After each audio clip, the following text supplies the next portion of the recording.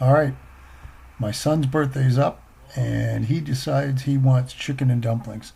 So we're going to attempt Cracker Barrel chicken and dumplings, which are good.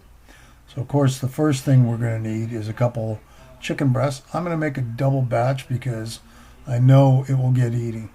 So I've gone to the freezer, gotten 2 frozen chicken breasts. I'm going to let them thaw out for about an hour and a half or so while we get the rest of the broth going. So what we're going to do is we're going to fill this pot up maybe halfway-ish, maybe not quite.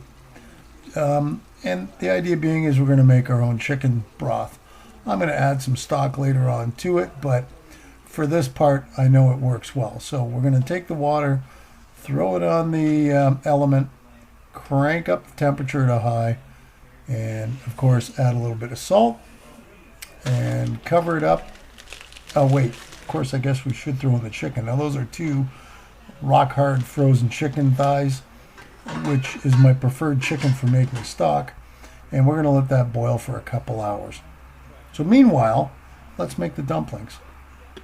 So in order to do the dumplings, we need 4 cups of flour, pinch of salt-ish, and a tablespoon of baking powder. And we're going to mix that all around nice and good. Once that's thoroughly mixed, we got to throw in butter. So I've softened this. It's in the neighborhood of 2 to 3 tablespoons-ish. You know, I mean, you can put more and you can put less. Now, the instructions say to either use a pastry blender, which I don't have, or a fork. So I kind of mushed it all around. It took a little bit. It was nice and soft, so it was kind of easy to get in there. But I didn't want huge, ginormous chunks. So I just kept working the dough, working the dough, working the dough until I thought I had actually broken it up into small enough pieces to work with. Well, once we get that done, now we've got to add some liquid. So the next part is adding, well, in this case, because I double the recipe, it's about a cup and a half of milk.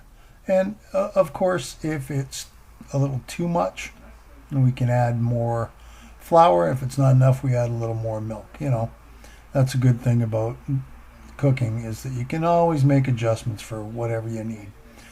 So the idea here is we incorporate the milk and we just keep mixing, pulling it off the sides until we get it mixed enough so that all the liquid's incorporated and it kind of looks like a sticky dough ball, and which is, I guess, kind of where it needs to be. It doesn't take long to incorporate it all. And of course, as you can see, the dough kept sticking to my fork. So once that's done, we're going to put it aside for a second because, you know, the chicken broth is just about ready, and I want to get the other chicken ready to go. So this is partially thawed chicken, and you can see I'm struggling in the middle with it because it's still frozen solid. So the idea here is I want to cut it into good chunks, not super small, but not ginormous either. So I'm going to take it and cut it into decent sized strips, and then you're going to see shortly, I'm going to cut these into smaller sized bites. Now you can go a little bigger than what you would think because obviously once it cooks it is going to shrink down a little bit. So most of the pieces were big enough that I actually had to cut them into square sized pieces so you can kind of get an idea of just how big I made them. If you want bigger chunks, make bigger chunks. You want smaller chunks, make smaller chunks. Once again, it's all what you want to do. I just thought that that was about bite size, and for my taste, it was pretty bang on to what I wanted. I know at Cracker Barrel they're a little longer, and most of them are shredded, but I didn't really have the option of shredding the frozen chicken, so I figured I'd make chunks out of that, and eventually you'll see the thighs we kind of shred them. So there it is. The chicken is quite a bit actually, which is good because that's what I wanted. And now what we're going to do is we're going to dump it into the broth that the chicken made. And of course, you should do it a little bit at a time. It just kind of all fell out in one big glop. It could have sprayed all over the place too, which I'm kind of thankful it didn't. So now we got to take the chicken thighs out because we got to get the bones and everything off of them. So we're going to let the chicken I just cut cool down in some water, and then we will go make the dumplings. And then we'll get back to the chicken after we're done making all those nice dumplings. Oh, it'll all come together great. So I did forget that because I'm making a double batch, I figured I better double up the liquid. Well, I really didn't think boiling frozen chicken breast was going to work for broth. So let's add some broth I had in the cupboard. I only had one thing of chicken broth, so the other one is kind of a vegetable broth. And spoiler alert, at the end, it still worked out just great. So if you've got some extra vegetable broth you want to use that. If not, use chicken broth. And I guess if worse comes to worse, you could use cubes or bouillon. That'll work too. So we're going to put the lid on and let that simmer. And now it's on to the dumplings. So it's fairly sticky, and because I made a double batch, I figured I better kind of pull half of it out, and I got a little more than half. So, and you're going to need a lot of flour, and it's okay if it gets all floury. It's just going to help thicken the broth up at the end of the day. And this is pretty simple. If you want to use a rolling pin, use a rolling pin, but I just kind of patted it down, as I'm working out the, little holes and stuff to kind of smooth it out. Now, you don't want it paper thin.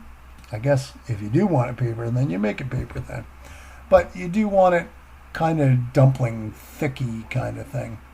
So maybe about 1/4 of an inch thick, ish, pizza dough kind of thick.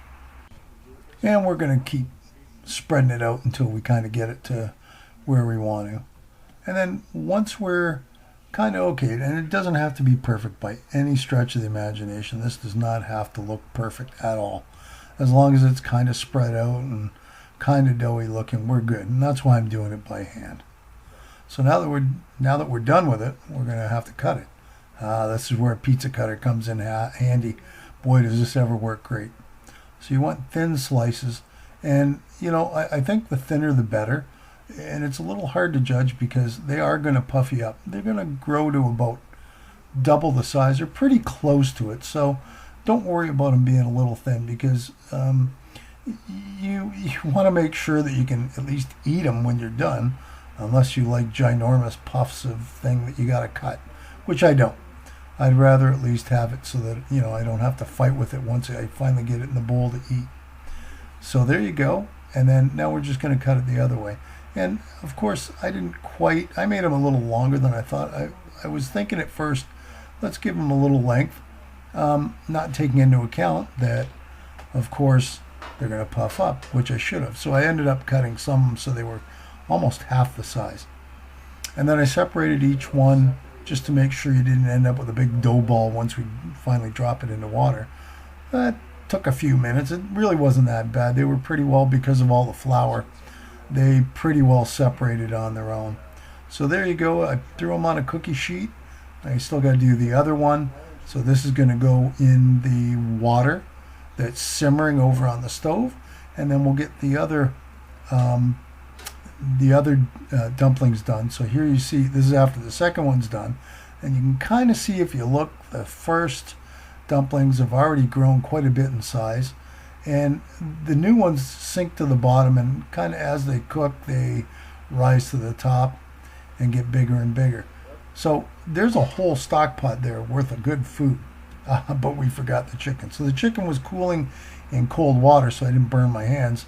And now it's time to take all the skin and the bones out. And I try to check as I go along to make sure, there's no gristle or anything. And now the thighs we're just going to shred. We're just going to pull it apart. It's going to shred when it goes back in the water anyway. So I'm not worried about it. It's already cooked all the way through, and it's got that really nice taste to it. So we'll take all the chicken, and I mean, compared to what we just put in with the cube chicken, there's not a whole lot there. I almost, if you want more, throw in a couple extra thighs. It's not going to hurt you at all. But there it is. Now I tried thickening up, and like I said, I could have thrown some cornstarch in. I could have let it sit for a couple hours. It would have thickened up. I was too hungry. So here's what the end product looks like.